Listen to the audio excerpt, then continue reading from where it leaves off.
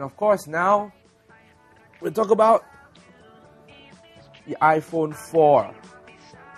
I must say, personally, I'm a fan of Apple products. I use a Mac at home. I got 3 Macintosh computers actually. Oh, that's a lot of iPods, and currently using an iPhone. So when this comes out on the 30th of July, I must say I'm getting one. Are you going to queue up at midnight to get it? Yes. Really? I will probably queue up to get an iPhone on the day it comes out. Yes. What about you? Well, I do see the benefits of the iPhone, how good it looks, the iOS for itself, how you can actually get everything done with the Apple iTunes App Store.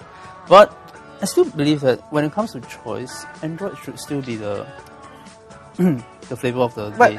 But how can you knock this? I mean, this is just a beautiful piece of equipment that I'll love to carry around with me all the time, and so well made. Remember, the Wildfire is a budget phone. You can get it at, well, I believe will be even less than half the price of what you get with the iPhone. The price. What about the screen? I mean, the screen looks just fantastic. I don't know if you guys can see it, but the resolution is really off the charts, and it looks really, really good. Yes. I think this is the best screen on the market right now. The screen itself is 3.5 inch, but the resolution is actually quite awesome. Personally, I do love how clear and you can see on the iPhone. But when it comes to screen size, sometimes you want something to be bigger and everything. The Samsung Galaxy has 4-inch screen. Well, not only this, we do have a few other Android phones that also has a 4-inch screen, like the Sony Ericsson Xperia X10. I know. One service that I can't do without, which I've been using ever since it came out, is actually MobileMe.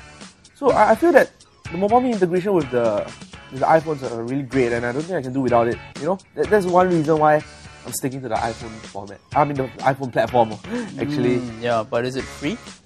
Well, no, I do pay almost $100 every year for MobileMe. Well, precisely. With Google Android, you can also get a similar experience. Basically, you can back up your contact on the Google server, and you won't have to worry about losing your contacts or your calendar or even your emails if you actually lose your phones.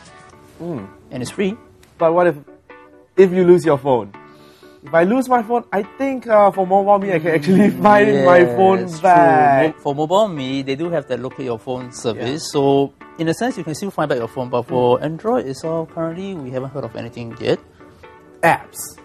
I got a lot of apps. But you must understand, iTunes has been around for 4 years. That's true. It's quite a number of years. But in the short 2 years that Android has been introduced, we have seen a huge increase in the number of apps that's been available. And currently, as it is, we do hear of local developers who are actually moving on to the Android platform, though not as much as what you see on Apple's iOS 4. So, like local apps, what if I need like a bus guide and stuff like that? Do we have it on the Android market at the moment? Oh, yes, we do. In fact, certain developers, they develop on both the Android and iPhone, the iOS platform. So you do have a variety here when it comes to local apps. Honestly speaking, I would also love to have an iPhone 4 too, but when it comes to the crunch, I would want to have some flexibility in what I have, what I can use and everything. We wouldn't say iPhone 4 users are actually following the crowd. They actually recognize something that they love, that they think is useful and practical. But it's just that for the advanced users, maybe they want something more to work with, to have features that might not be available on the iPhone 4, which they recognize is available on the Android. Would you say that the Android is a better multimedia phone than the iPhone? I would say yes and no. It really depends on who are the manufacturers. What sort of phones are we looking at? Which models or which manufacturers? Well, you have to look at a combination of phones. The features itself. Like for example, screen size is one, but you also have to look at the battery life and the file format supports. Like for example, the Galaxy S. We've been saying that the screen is huge, it's actually comfortable to look at, and the battery life is good. And most importantly, it uses Super AMOLED. Would you say it's as good as this iPhone 4 screen? Equally. Equally good. Equally. So there's no resolution-wise, you can't really beat the iPhone 4's resolution. But when it comes to clarity and everything else, I would say yes. So which is the more flexible platform? Which platform has the better apps? Personally, I still believe Apple has done well in having a very comprehensive app store available for everyone to look at. So in the next 2 to 3 years, maybe Android might catch up,